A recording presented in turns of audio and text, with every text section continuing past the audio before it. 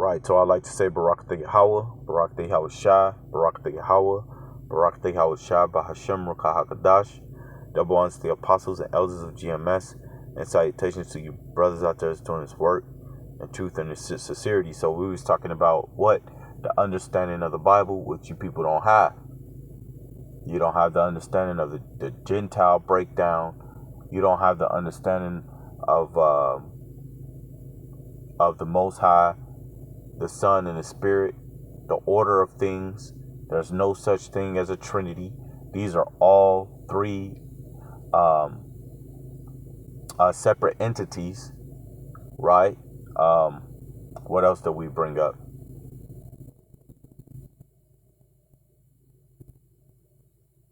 Oh, well, we can throw John 3:16 in there, man. You completely misunderstand the book of John chapter 3 verse 16, right? I guess that's the only book, chapter, and verse that exists, you know, according to you people, right? But plainly what we're talking about is the understanding, man. And how do you get the understanding of the Bible? And it's going to completely demolish these false Christians out here when I finish off this Sirach 21:11. So it says, he that keepeth the law. Wait, but Christians tell you don't have to keep the law. False Christians will tell you that the Lord fulfilled the law. So why do we have to keep the law? So false Christians are telling you it's okay for you to commit adultery. It's okay for you to worship other idols. It's okay for you to get tattoos. It's okay for you to be a sodomite, or to be a part of the alphabet gang, the rainbow, which you're completely disrespecting that, man. The rainbow, which is in, I believe, Genesis the 9th chapter, was a sign for Israel. And that sign was to tell Israel that the Lord wasn't going to flood the world as he did, you know, when you go back into the book of Genesis, the 6th chapter. That rainbow is a sign of remembrance, saying, I have made this to be known that I will not flood the earth again. So when the Lord does it, when he fled the earth the second time, it's not going to be by water. It's going to be by fire. The scriptures call it the lake of fire, man. Because when these nukes touch down, right, it's going to, half the earth is going to be on flames. And if you was looking, if you was, you know, in the sky, looking down, that's what you're going to see. And that's going to come real soon. But let's get into the scripture. Sirach 21:11. He that keepeth the law of Yahweh getteth the understanding thereof. Wait, you Christians got to break that down. And if you was to say, oh, that's in the book of that's in the Apocrypha doesn't count. Well, you still got the book of Ecclesiastes 1:26, Psalms 1:11-10, Psalms 119, 104. You still got scriptures that's in the Bible, because you don't believe that the Apocrypha is a part of the Bible. That's going to say the same thing, man. The only way to get understanding, the only way to get wisdom is by keeping the law of Yahweh Shah. So Sirach 21:11, he that keepeth the law of Yahweh getteth the understanding thereof. And the perfection of the fear of Yahweh is wisdom. Now check this out. Now Sirach is going to say the same thing. Sirach 1:26. If thou desire wisdom, keep the commandments. Then we just read that in Sirach 21:11. It says, and Yahweh shall give her Sophia, which means wisdom, unto thee. There you go. It's all saying the same thing, man. Psalms 1:11-10. The fear of Yahweh, which the majority of you people, you don't have fear of the Lord. You don't fear the Lord, right? Because all y'all believe is that the Lord is all love, so the Lord doesn't kill. But once we start pulling out scriptures to prove to you that the Lord actually does kill, then that's when you're confused and you're saying, that's not my God. That's not my Jesus. Well, hey, look, if you claim to believe in the power and the power of Israel, right, what you call the God of Israel, then you better fear him, because he does kill and maketh alive. You know, the Lord just showed me a vivid dream, man. Before I even came out here to make the videos, man, I was in there asleep. I was tired. And I went to sleep. And I had a dream that I have never dreamed in my life, man. And that put the fear in me. Boy, I'm telling you. You people don't understand what the Lord can show you and what he can do to you, man. A dream that I just had right now, a lot of you people wouldn't even pay no mind to it. You'll just still do the same shit you doing, man. That dream, boy, that amplified my fear of the Lord, man. I'm not even gonna tell you what happened, man. I'm just not gonna I'm not gonna do it, man. That dream, it's not worth it. I can't do it. I can't tell you, man. The dream that I just had, man, that shit scared the hell out of me. I'll tell you that. That's all I'm gonna say.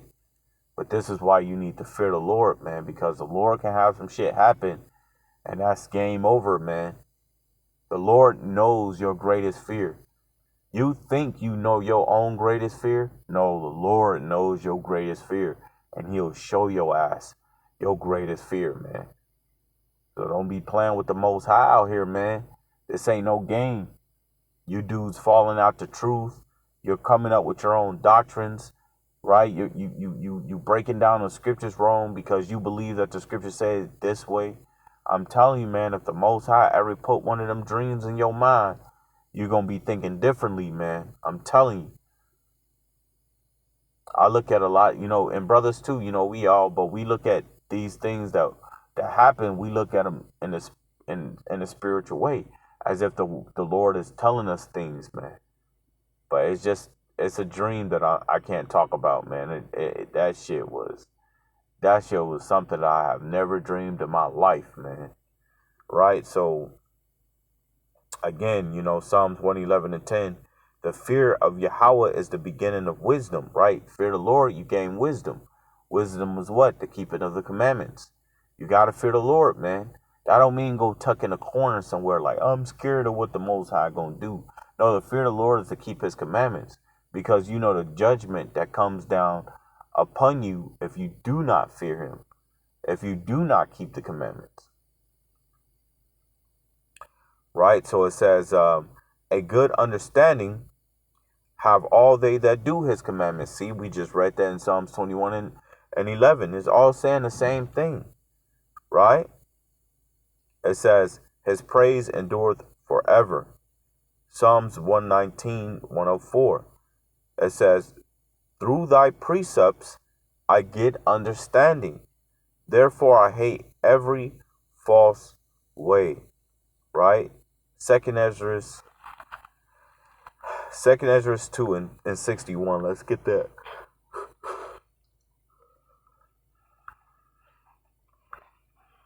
Yeah, man. If I told y'all that dream, y'all gonna be like, man.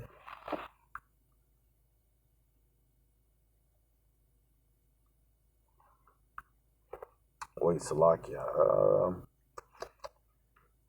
Maybe I'm wrong on that one right there. I'm gonna have to. Salaki, I'm gonna have to look that up, because that verse is wrong. Right, so this is the book of Second Ezra 16. Salaki, if it allows me to do it.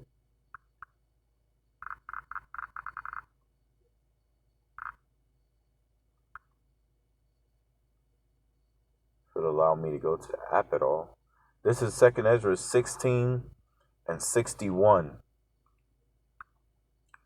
And the scripture says, he made men and put his heart, which the word heart in Hebrew, lahab, which means mind, right? So you actually say, he made men and put his mind in the midst of the body, right? And gave him breath, life, and understanding. That went back to Adam. This scripture come into play during the time of Adam, right? Or the Adamites, right? Which you people lack understanding in that, because you believe, because you people believe that Adam and Eve was the very first people on the earth, right? You believe in the virgin birth and all that madness. You people lack complete understanding. You people lack understanding in the scriptures, man. You know, you just lack understanding in the scriptures. So again, man, you know, really to only get the understanding of the scriptures is by keeping the commandments, man. That's how you get understanding of the scriptures. So if your everyday pastors are telling you not to keep the laws and statutes and commandments, then you're not going to get any understanding of the scriptures, man. Plain and simple. All right, so that's what I wanted to get there. So we're going to move on, man. We're going to get into a different topic.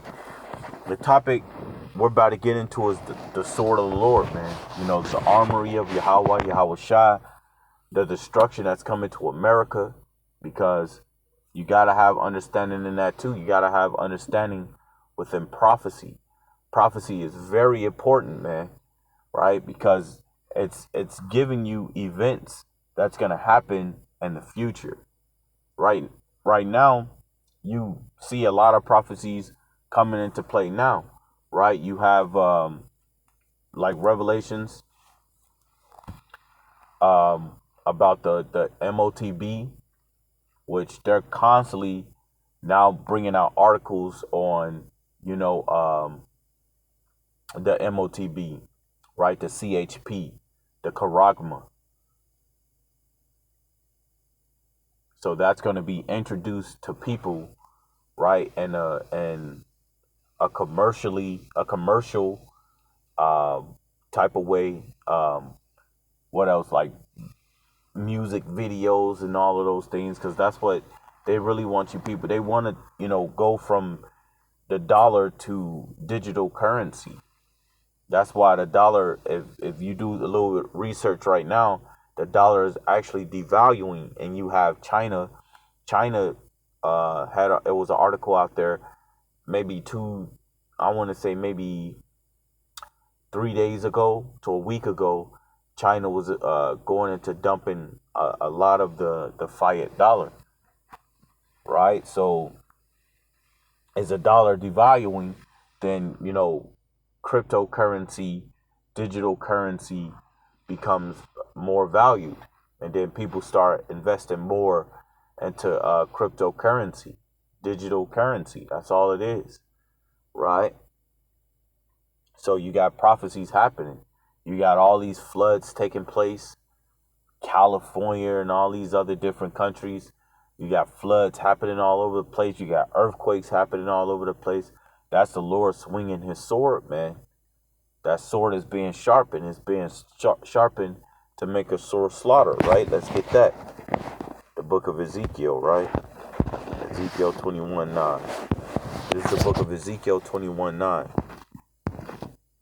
And it says, Son of man, prophesy and say the sword, Salakia, thus saith Yahweh, a sword. Let's wait.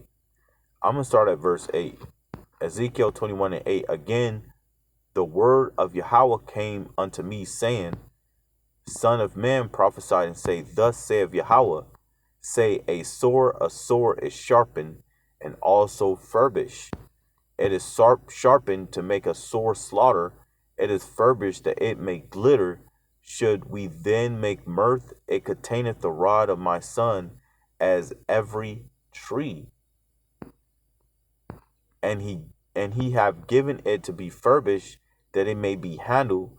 This sword is sharpened, and it is furbished to give it into the hand of the slayer. Right? So I'm going to go ahead and end it from there and bring it right back. and say Barakatah Yahweh Ba'Hashem Yahushua, Lord willing, if it's edifying. Shalom.